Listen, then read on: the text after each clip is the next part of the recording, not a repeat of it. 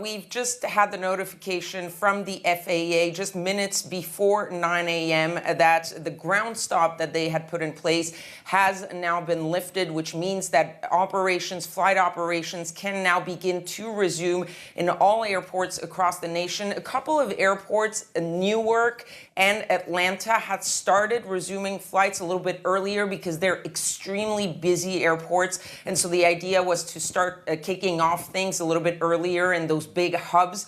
But now the order from the FAA to ground flights has been lifted. So that is very good news. But they say they are still working on the cause of that disruption to what they call the notice to air mission system. That's basically the air traffic control and what allows communication between the ground and the pilots. And so for several hours this morning, you had all flights grounded. So no flights could take off from the United States.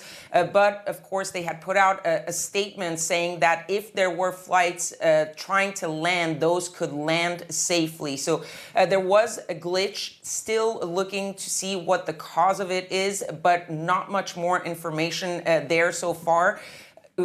Operations resuming, that's good news, but there is going to be quite a bit of disruption in American airports. Already right now, we're tracking about 4,000 delays, at least several hundred cancellations, and those delays likely going to sort of snowball over the day, because when you ground so many flights at the same time, it really just disrupts all operations. So things could get a little bit worse before they get better, but at least things are resuming. We had a statement from President Biden earlier today saying that he was in communication with the Transportation Secretary, Pete Buttigieg, and that he had ordered the Department of Transportation to look into this, to investigate this. We're already hearing from Congress that they want answers from the FAA as to what happened. But right now, according to the White House, at this moment, there is no idea or no thought that this might be a cyber attack.